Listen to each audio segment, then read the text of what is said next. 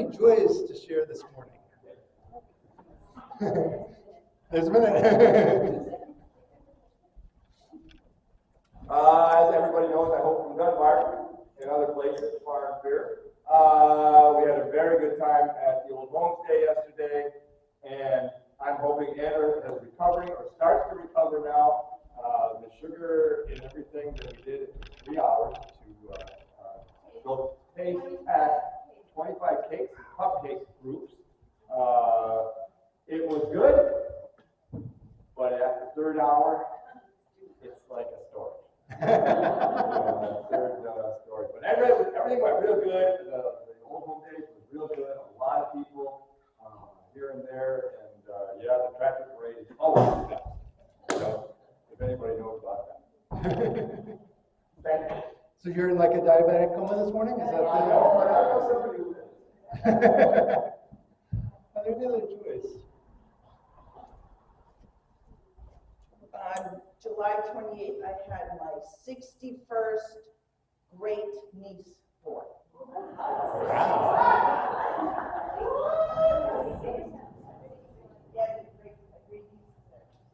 Wow. My husband's youngest is 7. So can you name them all? I'm sorry. Can you name them all? Actually, I'm really good at it. Oh.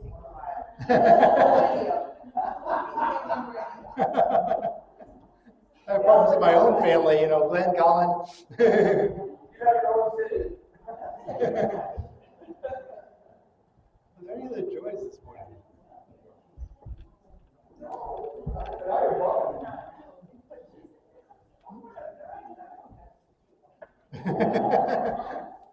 That's a big number. That's wow. That's 26 nieces on that side. Wow. Would you please join me in our call to worship found in your bulletin? Welcome to the sacred moment of worship. Together today we gather around themes of trust and unity. Open and ready, we come seeking inspiration and connection. Let us be reminded that in the eyes of the divine, all divisions fade, no barriers, only kinship. Together we are bound by love. We celebrate our shared humanity. Like Peter on the water, we step forward in faith, trusting God's steadfast hand. With courage, we journey, upheld by divine guidance. Let our worship begin, profound and purposeful, shaped by trust and unity. Amen. Our hymn this morning is number 23, There is a Wideness in God's Mercy.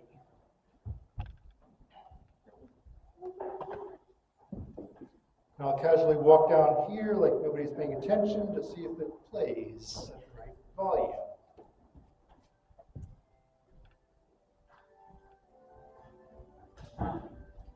How about you stand as we join in singing?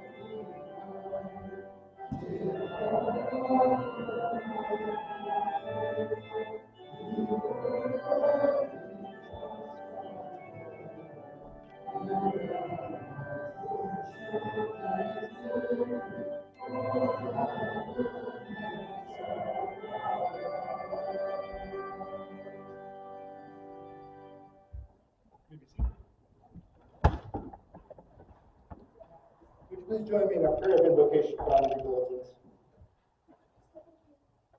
Gracious Creator, in this sacred moment, we gather as one, seeking your presence.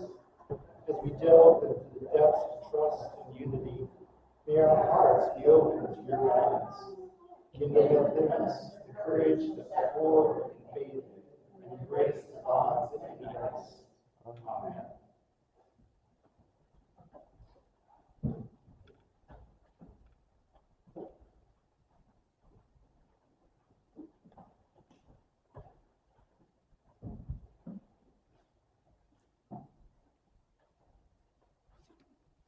Good morning.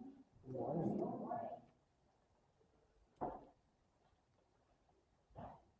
Our first reading this morning comes from the book of Romans, chapter 10, verses 12 through 15, and that's on page 1103.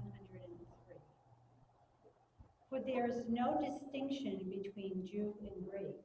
The same Lord is Lord of all and is generous to all who call on him.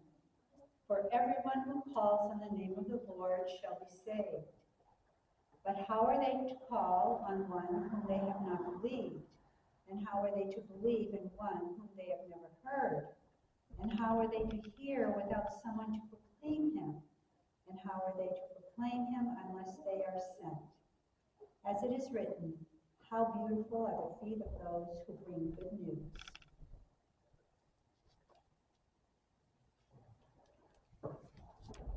Our second reading comes from the book of Matthew, chapter 14, verses 22 through 33, and that's on page 554.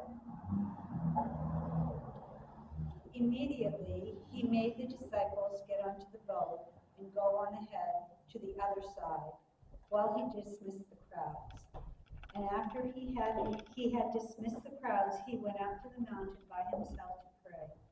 When evening came, he was there alone. But by this time the boat, battered by the waves, was far from the land, for the wind was against them. And early in the morning he came walking towards them on the sea. But when the disciples saw him walking on the sea, they were terrified, saying, "It is a ghost." And they cried out in fear. But immediately Jesus spoke to them and said, "Take heart. It is I. Do not be afraid." Peter answered him, "Lord, if it is you, command me to come to you on the water." He said, "Come." So Peter got out of the boat and started walking on the water and came towards Jesus. But then he noticed the strong wind and became frightened, and beginning to sink, he cried out, "Lord, save me." Jesus immediately reached out his hand and caught him, saying to him, "You of little faith, why did you doubt?"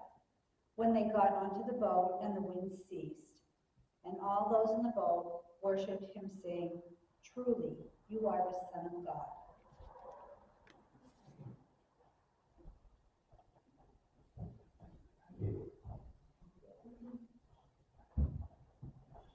Hey guys, want to come up?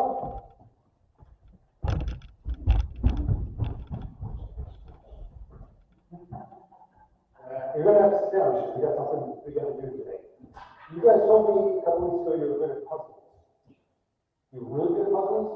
Okay, I'm stuck. I have a puzzle. Can you help me put it together?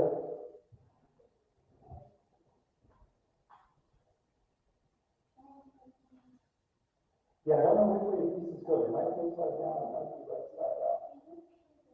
I know, they don't need it. That's going to be especially hard, isn't it? So maybe we can figure out where on the edges they go. These go here. One goes here. So it's going to be in the middle there. So it's going to be harder than I thought, huh?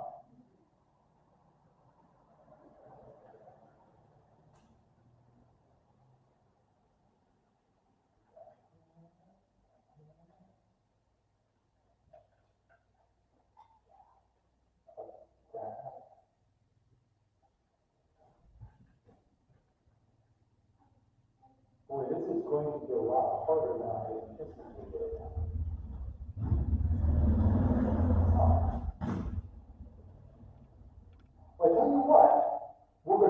just lesson a little bit. I'm going to have you guys bring this back into the back.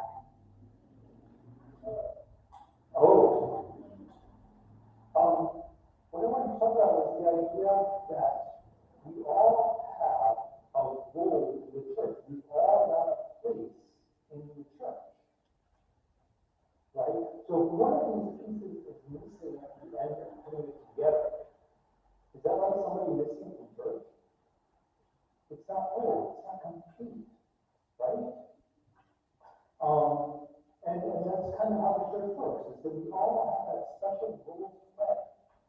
And sometimes it turns out it's harder to put together those pieces than we anticipate. Sometimes maybe we need to search to find our role in the church. But we've all got a special place. When we find that place, then we become complete. Right? So what I was going to do was, we were going to put it together and there was going to be one piece missing. But now I've got a real problem. What I was going to do is I was going to see up here and grab these two pieces, and one of them fit and one of them didn't, which shows that you each have a special place in the church. And if you try to put the wrong person in the wrong place, it doesn't work. And now I'm left with the puzzle with an extra piece. So do you think that you can put this together and find my extra piece? And you'll probably have to put pieces over, you may be able to find which one is double. It's going to be a lot harder than I thought it would be. Maybe I should have put a picture on it. It's only like 2 pieces, right? Yeah. Sometimes things are harder than we expect. Maybe that's another lesson today. And then should prepare better. We're spending time with you guys. Because what I thought was going to be a done, so that's a lot harder. And sometimes we do things like that. We do other things that they're going to be really easy to do and turn out to be a lot harder than anticipated. Sound good? So let's go ahead and have a word for together. Oh, we can just sit there for the next hour. Hang on that. What you got? Why don't you guys sit in the back and work on that? Because I know by the end of that, you're going to have that together. Just remember you guys work some more, because we don't know what you can go there. Which side is that? So let's work together. Our Father, which art in heaven, hallowed be thy name. Thy kingdom come, thy will be done, on earth as it is in heaven. Give us this day our daily bread, and forgive us our debts, as we forgive our debtors. And lead us not into temptation, but deliver us from evil. For thine is the kingdom, and power, and glory forever. Amen. Well, thanks for coming up, and I'll look forward to seeing that in a short time, or a longer time.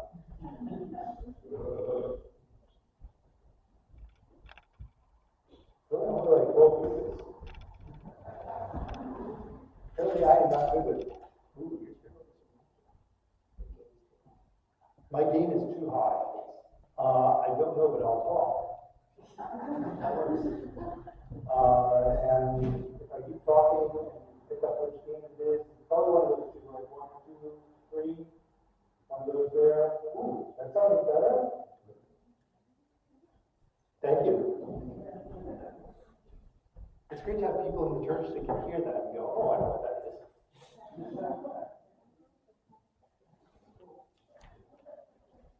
Please join me in prayer. God, please bless the words of my mouth and the meditations of all of our hearts, that they be acceptable in your sight. Amen.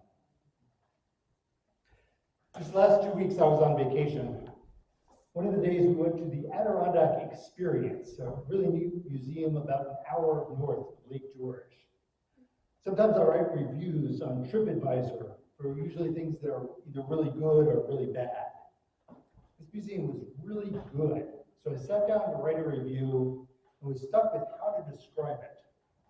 It's a museum, but eclectic was the only word I could come up with to describe it. The theme running through it had to do with things with that part of New York State, but some art, some logging and forestry, birds, furniture, boats, and just about everything else. They even had a restored passenger rail car in one part of the museum. When we arrived, we knew that there might be some rain that day, and had read that there was a boathouse with historic Adirondack guide boats that you could take out on the lake. So the woman taking the admission suggested that we first go to a building in the back of the museum grounds where they had a guide boat simulator, and then go down to the boathouse. If it started raining after that, there was a lot to do outside. So we started in that building, and it took a long time just to get through. It was not just a guide boat simulator, but a huge building full of really interesting things. So we did that simulator, just took us quite a while to get all the way back to it. Adirondack guide boats are very similar in shape to canoes, except that you have two long oars to row with. The oars are longer than a rowboat, so when you are returning your oars for the next stroke, you have to put one hand over the other.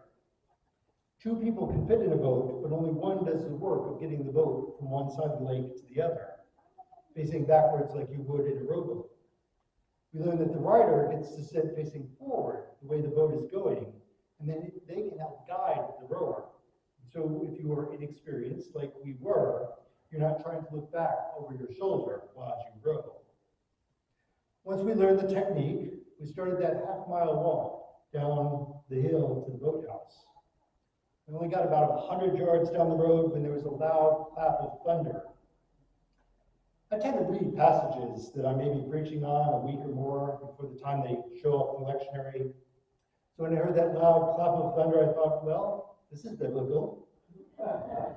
Luckily not caught in the storm on the lake, but let's not go see if Jesus is walking on water today. The last place you want to be in a thunderstorm is on the water in a boat. While not specific about the type of storm the disciples were facing that night, it was some kind of storm. Wind, rain, maybe some thunder and lightning. It's implied in our story that they made it a bit offshore. It's about 7 miles from one side of the lake to the other. On a clear day, you can see about 3 miles when you're sitting in a boat on the water due to the curvature of the earth. But in a storm, the visibility would be much less. So they were probably far enough offshore that they could no longer see shore. Now, personally, I have never done very well on boats. I get very seasick. Growing up, my next-door neighbor had a small sailboat. When his niece and nephew would visit, they would invite me to go out on Long Island Sound to sail with them. One night we did an overnight, pulled into a very still, shallow cove for the night. The water was like glass, not even a ripple on the water, not even a breeze. And I did make it over the edge of the boat when I got sick that night. But clearly had not developed my sea legs yet. I guess they never did develop. A canoe or kayak I'm fine with, but the thought of being out all night in a storm on the water, I would not be happy. It was early the next morning, probably before the sun had come up over the horizon, and the disciples see a figure walking toward them on the water. This is not reassuring to them. This is like the middle of a bad story. Having been out all night, certainly not a restful night if they got any sleep at all. The wind was still howling, still raining, and just when they thought it couldn't get any worse, there's a figure walking on the water toward them. So they cried out, "It's a ghost." And then they hear the reply, "Take heart, it is I, do not be afraid." I don't know about you, but a dark figure that you just make out walking on the water in the pre-dawn hours after not sleeping much, if at all, in the storm in the middle of this big lake, I would most certainly be terrified. Most certainly would not be afraid. Yet Peter recognizes him. Why ask Jesus to walk on the let you walk on the water? I have no idea. I would be like, Jesus, come into the boat, calm down the storm, let's help us get back to shore. But Peter asks Jesus to walk on water, gets out, walks for a short time before he begins to sink and asks Jesus for help.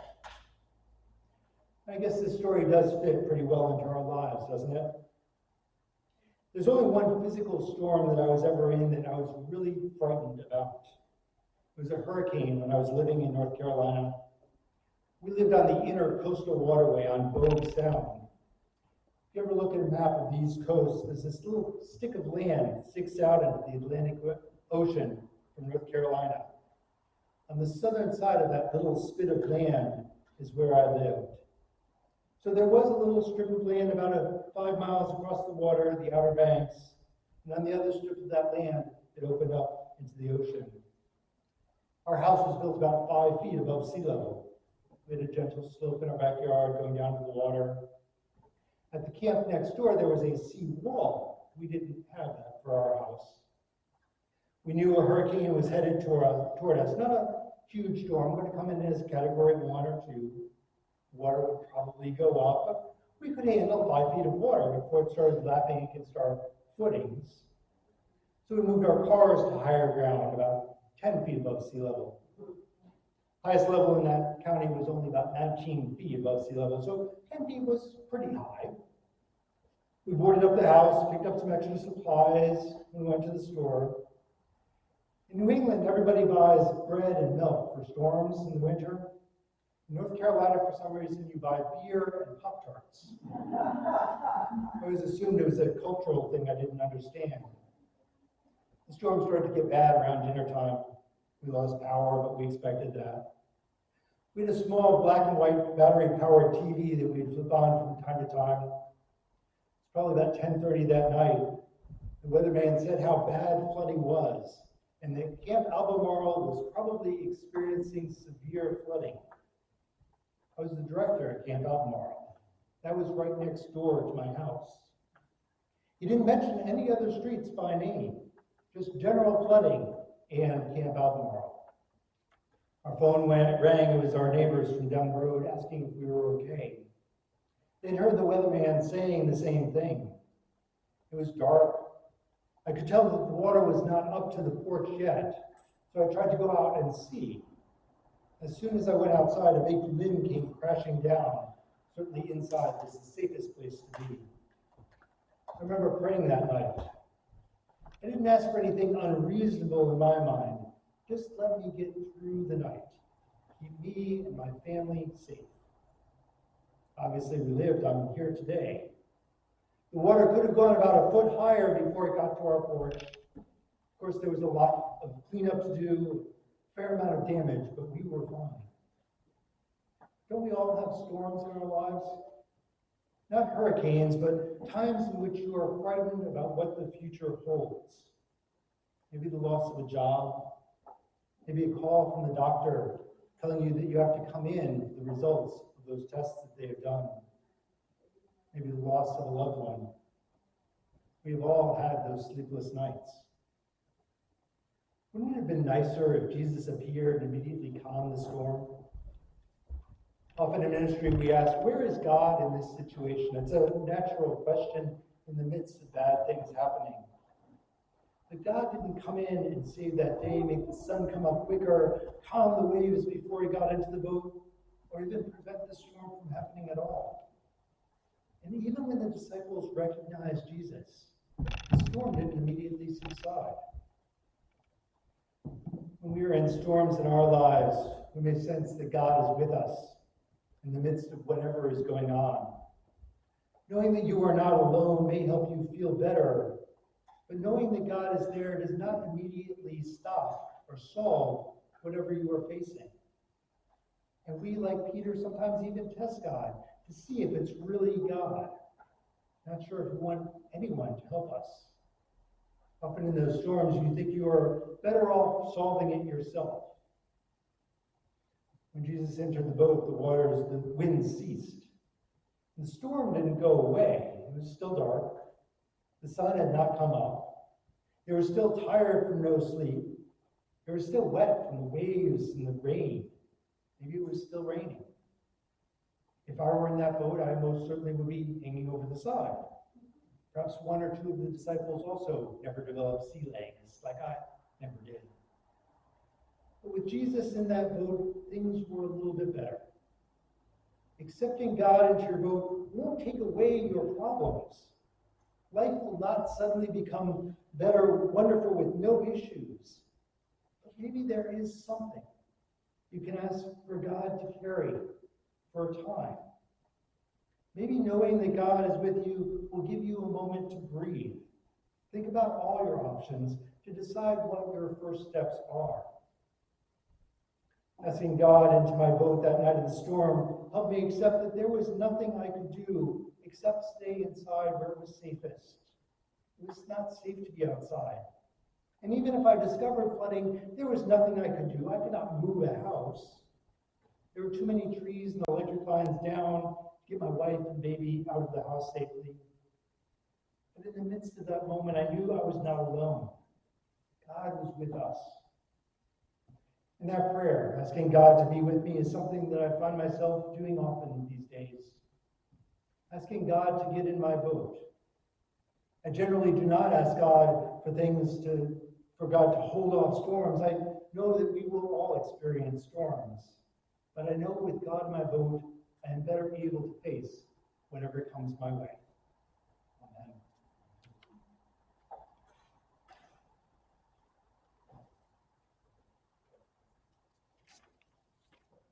Our next hymn this morning is number 394, In Christ There Is No East or West.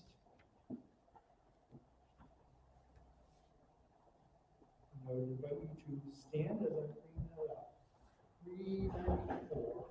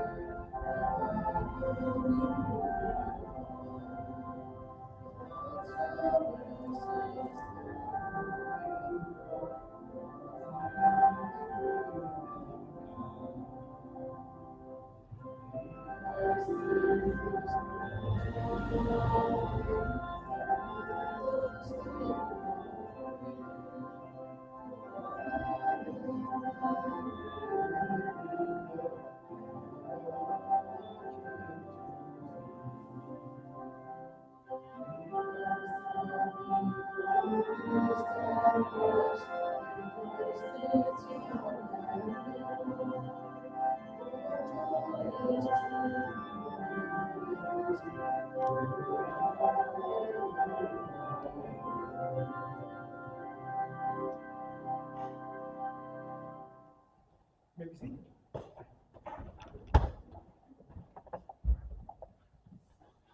Obviously, this morning we keep the people of Hawaii in our prayers. I've been watching the news off and on, and it's amazing the devastation that's happened there. Who else do we need to keep in our prayers?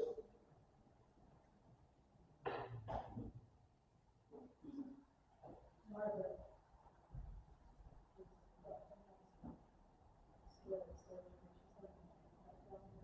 Oh, okay. Okay, sure.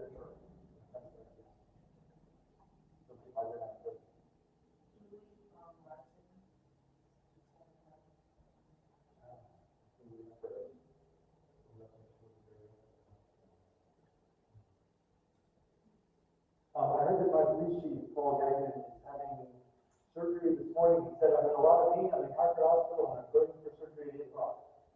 I have no idea. Keep him in our prayers. And John, will keep you directed on prayers. The family and friends who are struggling with cancer that they need to have the strength to fight it. And also for all the students going back to college. And one coming up next week, so.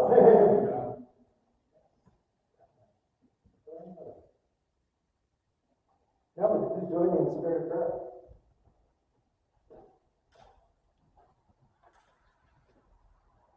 Gracious and loving God, we come before you in humble gratitude, seeking your presence as we navigate the waters of life.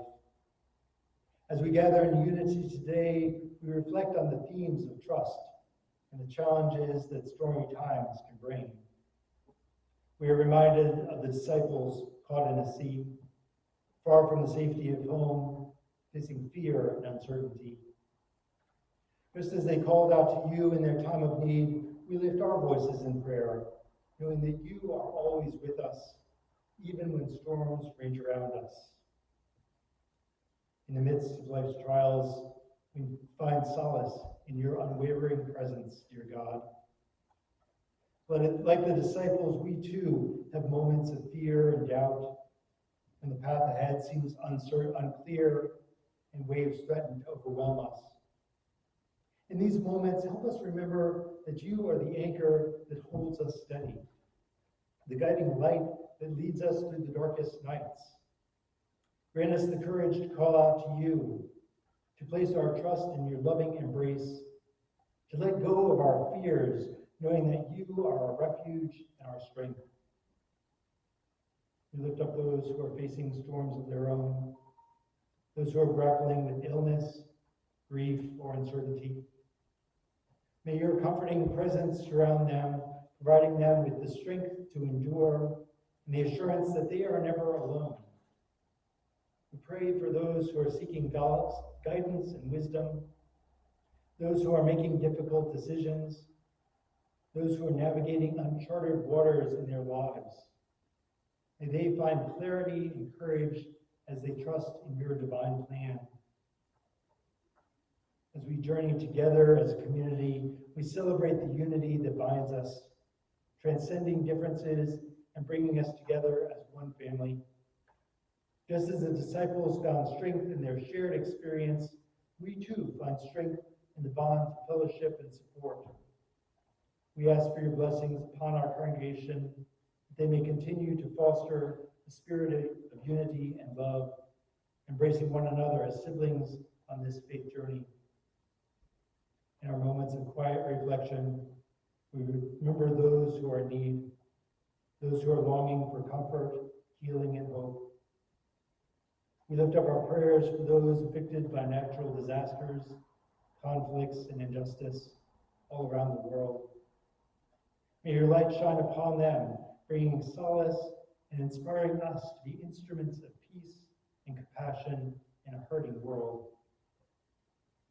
And now, as we move forward in our shared worship, may the lessons of trust and unity that we find in your word guide our daily lives. Grant us the strength to step out in faith, to embrace challenges with courage, and to be a source of love and support for one another. May we, like Peter, reach out to you in times of doubt, and may your steady hand lift us up, giving us the strength to face whatever comes our way. In your holy and compassionate name, we offer this prayer, trusting that you hear our heart's desires and hold us close. Amen. Many of you have been very faithful about sending in tithes and offerings, and we also have 2 collection boxes in the back of the church with a place to leave a donation. And Linda, would you like to update us on our steeple campaign? Karen has been keeping track of the donations coming in as of days ago at over $5,000 so far. So it's coming in. So thanks to all of you who made donations. Every little bit helps. And we will continue to receive donations. And hopefully by this fall, our steeple will be shining again. Also, as I was walking around the home day yesterday, many people just wanted questions answered and everything. They were all, a lot of people interested in the people to make sure the history of the church still goes on and stuff like that. So it's not money, but there are people that are still thinking and looking, and they still know the church is here. Yeah. It's a big market. It is the barber, it is in her town, so. When I left, was packing up yesterday, and as we were walking around with that, the piece of the spires, and I saw that people were, I wish I could have had him walking around all day. That's where it happened, because after I left you, Tom Johnson, walked up to me, and said, what are you doing? Yeah, right. Yeah, and, walking around. Taking me and walking around with that spire. Okay, next home day, if we don't have the 100% of the funds, we walk around with that spire and big sandwich board all day. Everyone was walking around with the spire. They'll all be falling off at that point, so. Would you please join me in our offering dedication, dedicating the offerings that have been received for the steeple, and also the offerings of both time and talents that this church continue to run. Please join me in prayer. Loving God, as we present our offerings today, we offer more than material gifts. We dedicate these offerings as symbols of our trust in your providence and our commitment to unity within our community. May these gifts further the work of love and compassion in our world. Amen. Our closing hymn this morning is number 539, Won't You Let Me Be Your Servant? I invite you to stand as we join in singing.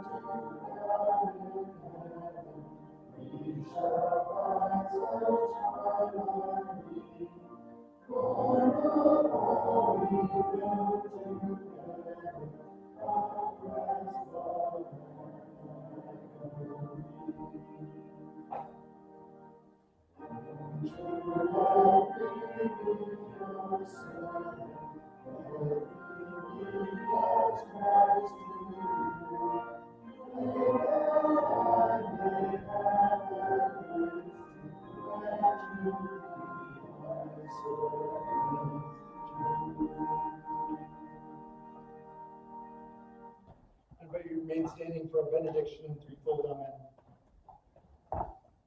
May the boundless love of the divine fill your hearts with unwavering trust, guiding your steps through life's challenges.